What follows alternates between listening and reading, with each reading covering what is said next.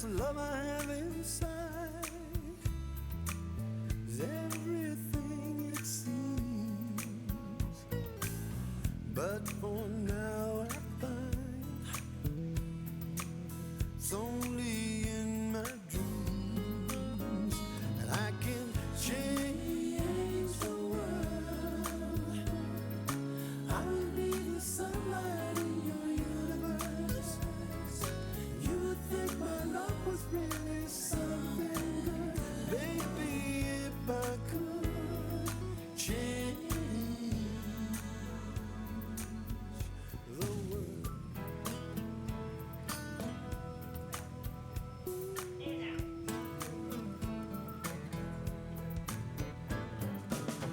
If I could keep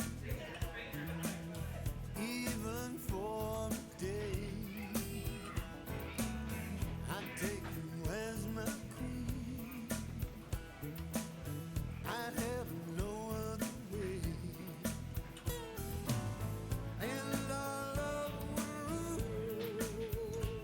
this kingdom we have made. Till then I'd be a Oh shit. Are they going in here, man? Are they going in here?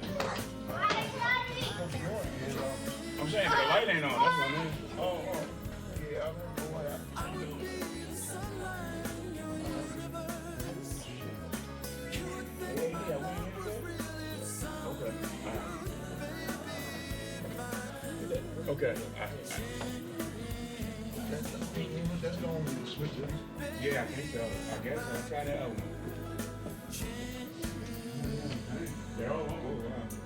I did that. Now, it was like dark when we first came in here. Yeah. Okay. I guess. No, I was thought it was. Thank you, man. It's helping us out. After I turned the light on. That was a bad. That was rough. You ain't see people or Georgetown? Oh, okay. I would be the sunlight in your universe.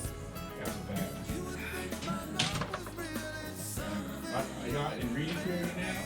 Not yet. We still have a week or so. It's weird because you can use the weekend. Right. And a lot of teachers kind of try to wrap up.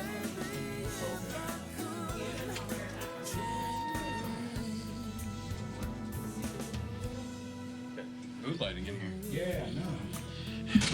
Where'd Spencer go? I need the box scores. Here, hang on. Yeah, you're holding on to these.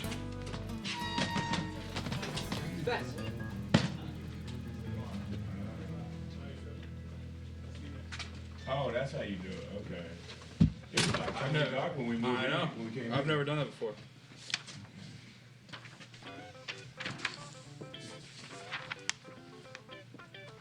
Those are your guys right there? They are my assistants for today. Yeah. Oh, okay.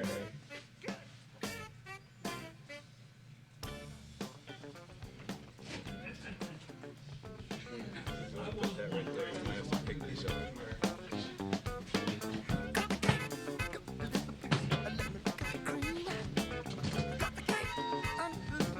You know what I mean?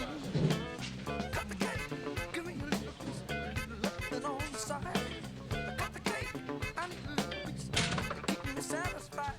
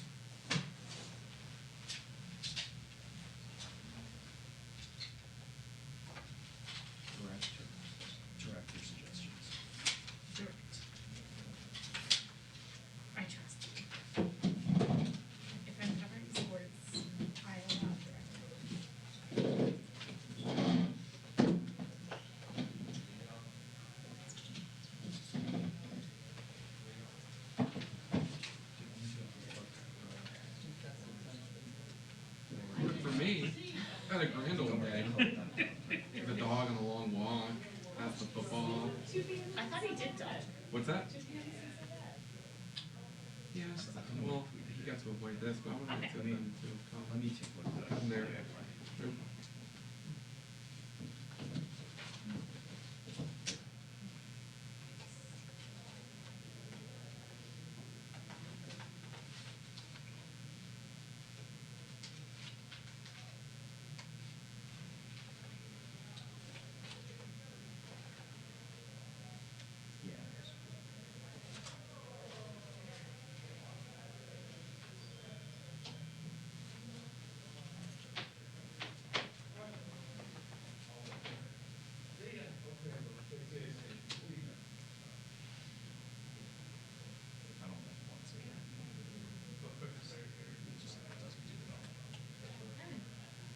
I was referring to the Duke game.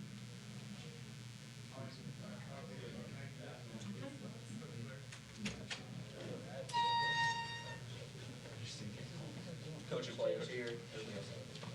Coach.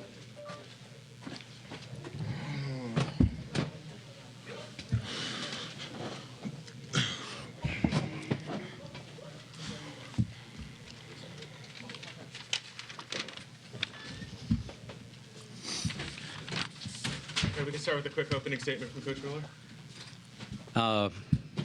Man, I'm so proud of my team, and it's a huge win for UNCG basketball. It's a huge win for UNCG as an institution. You know, Georgetown, we have such immense respect for Georgetown and who they are as a basketball program, you know, in the history of college basketball. I have so much respect for Patrick Ewing. Shoot, I grew up watching him, admiring him. That was the era that I grew up watching. And I think they have a really good basketball team. Certainly watching them in Madison Square Garden, you know, last weekend, we were going, man, we got our hands full. And so saying all that, it's a huge win for our program. But I'm just so thrilled for our guys. I thought they just battled. It didn't go our way the whole game, which those are some of the most meaningful games as a coach, when it's not like you're clicking in every single way and facet, but you just kind of find a way. Like we had Isaiah in foul trouble, you know, most of the game, James in foul trouble most of the game, and I thought our depth was humongous. I thought our depth was one of the biggest factors of the game. You know, you look up and guys that haven't contributed to that extent all year, contributed, that are freshmen and sophomores in our program, and I was really proud of that. And again, Caleb Hunter going down too. I mean, we had a lot of adversity that we haven't even faced this year, and to do it on this stage against a program like this, just super proud. Coach, you went 1-2-2 early in the first half, got you back in the game, and you rode it throughout. Is that something that you normally play, or was that just an in-game adjustment?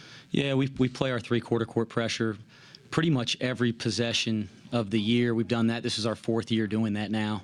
Maybe in a situation we may not do it, but very few times do we come out of it in the course of the last 3.5 seasons.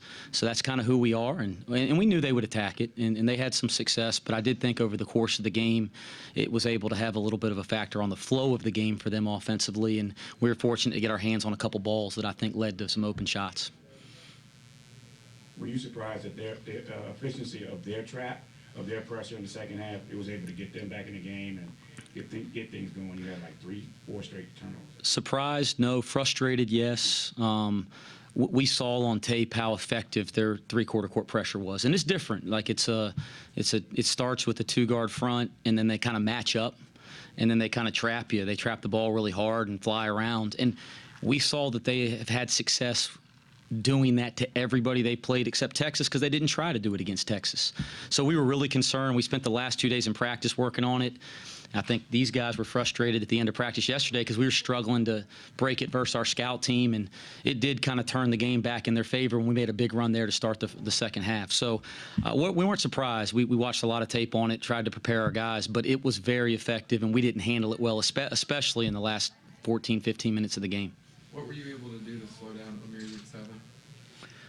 You know, he's phenomenal. We played against him when he was at NC State, so we're familiar with him. You know, one of the things that we talked about coming into the game was we didn't want him to get into a rhythm, and we didn't want to give him the same look over and over. So we were trying to show him different looks to how we were guarding the post. The other thing that we talked about is he's so good he's going to get some. He's going to make some shots around the basket, playing in the post. But we wanted to make all those shots go over us, and we didn't want those to be from 2 and 3 feet. We wanted them to be more from 6, 7, 8 feet. We didn't do it perfectly over the course of the game, but I thought we were able to wear him down. He got way too many catches that for me to be comfortable as a coach. But I thought our guys just battled the tail. Mohamed Abdul Salam really gave us something guarding him tonight. We think he could be an elite perimeter defender, and I thought he made his shots difficult. Now, he's such a good player. He can make a ton of difficult shots, but I thought we made him a little more challenging by putting bodies in front of him when he went up to shoot the ball. For either of the players, it wasn't necessarily your guys' leading scorers who kind of led the way tonight. When you saw that Isaiah and Caleb weren't really getting good looks, what's the mindset? Are you talking to coach on the sideline for direction, or what's going through your guys' heads? This is something that Coach Miller just kept reminding us each and every time out, just to stay together, and just keep running the offense and just executing and do your job. And everyone do your job, then we're going to just come out with some type of 8 shots. Yeah, I feel like everybody kind of stepped up tonight, and that's how we got the dub. Zero, what's it like facing that pressure when they're trying to force you to the sideline? It's hard doubling you, and they want you to throw that weak pass to the middle. It's relentless, but what's it like facing that? It's a lot of pressure, but I feel like I did a good job of facing it and breaking the press. And this is what I've been doing ever since I was in high school. So I'm kind of used to this pressure already. So coming in here made it easier. Coach kind of had extended stretches during both halves, I think, when these guys weren't on the court and Georgetown wasn't really the team advantage. You mentioned the depth, but is that something that you're telling your guys, okay, calm down, stick with it, or are they just kind of ready to go at that point? No, we've been talking about our depth since the summer with this team. And for this team to be a great basketball team, we have to utilize that depth. We're playing a lot of freshmen and sophomores.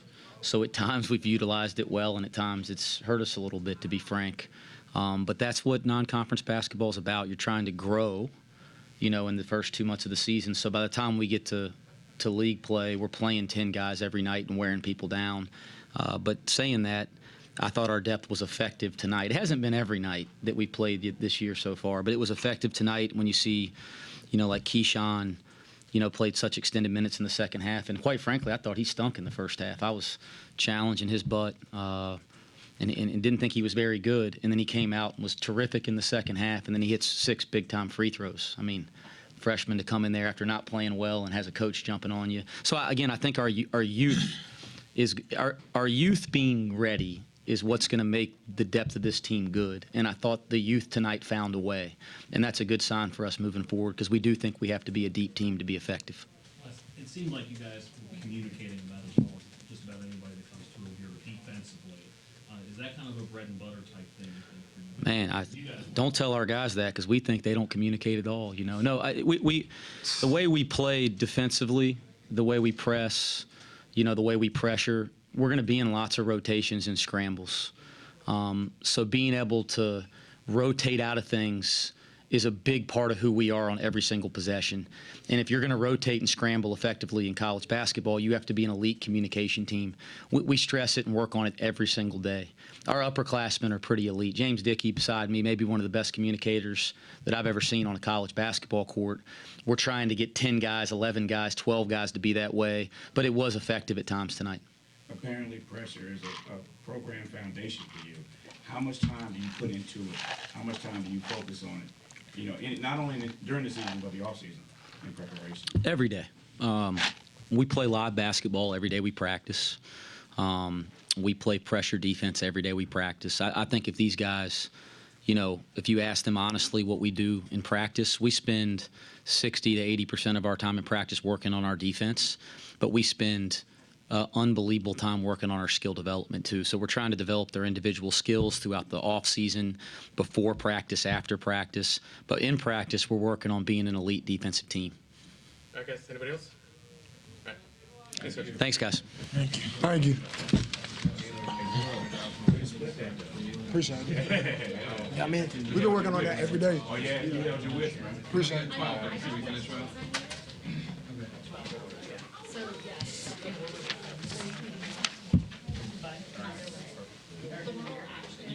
All 3 of them, the 3 big guys. Take the chairs. No. Just moving that out. I agree. He is. So that He is in our amazing. coverage of them coming after. After you and was he proud of that? I think he was smiling at that What? question. He knew it. He knew. Is he not some forward? See my team's under UN now, when they score less than 70, they're 2-15. 6'4" is. I mean, I see all the time they have to score 80 to win. It's a real thing. That's your stat. You came up with that. Yeah, I just went to just the reference site and just sorted it by the points that it scored. The two teams they beat. Yeah. One that you would totally expect, and one you would totally expect for a different reason. I mean, I say it all the time, it's I think Jaden was the one way of the they're only ones playing that I was like, in the 80s. on the screen tell me this. Well, I mean, any styles with the talent is sustainable, but there's no plan B for it. Yeah, yeah. Well, what I mean is that it's sustainable when you have North Carolina's talent. Because of those first six. That's really tough. What's that? One of those is St. John. Yeah. Well, the other UMES, I mean.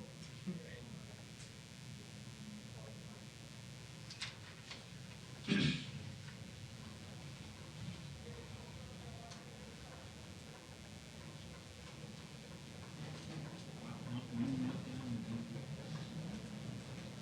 see, what else? Was it the final? No, it's the first. No, I know.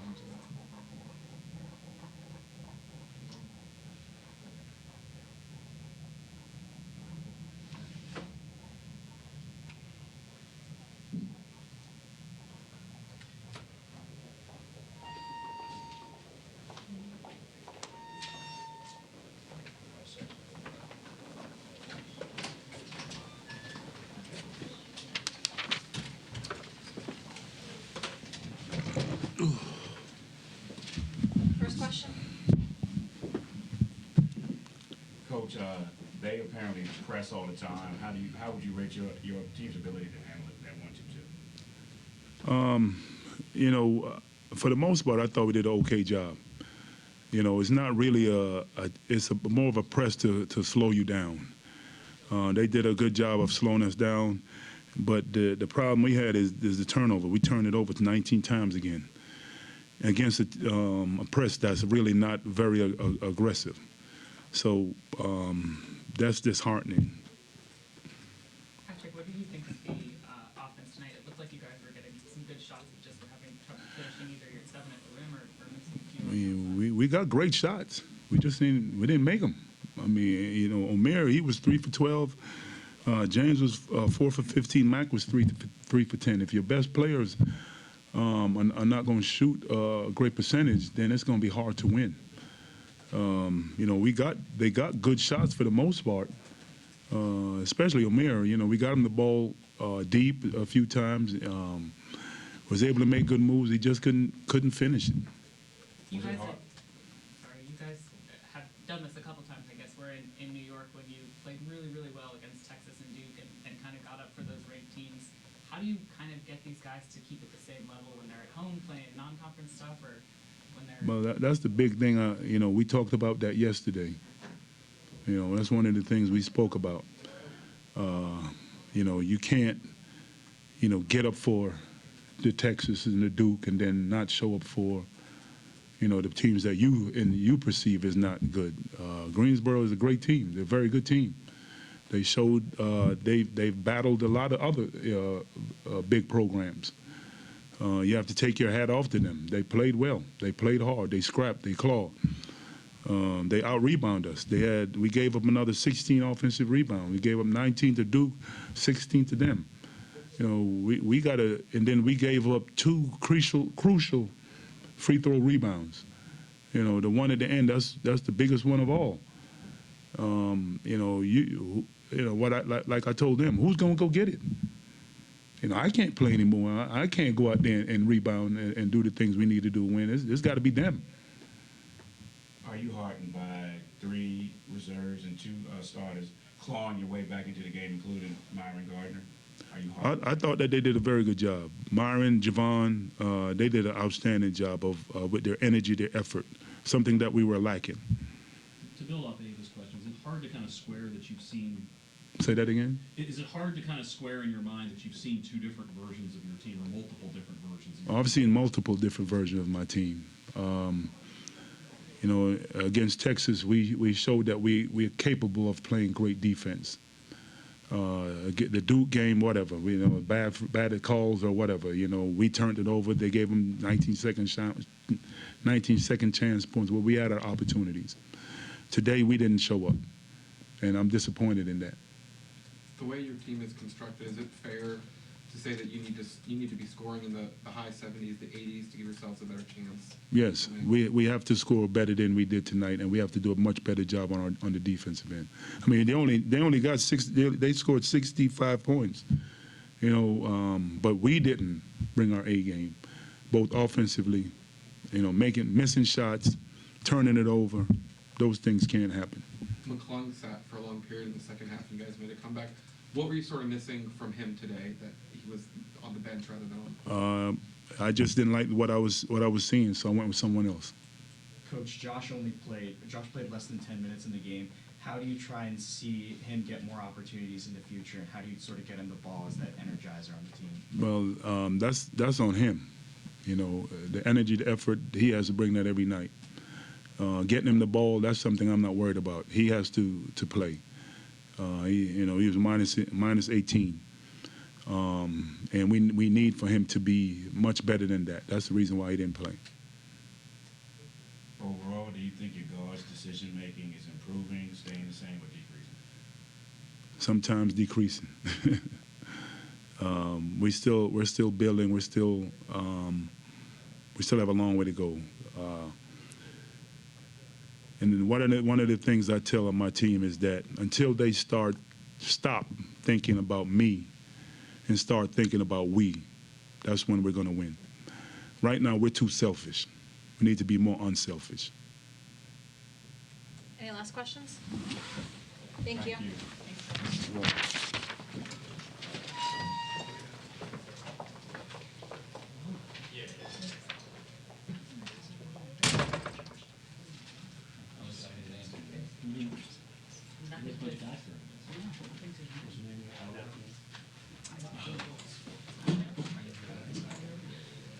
On the right side, the recast.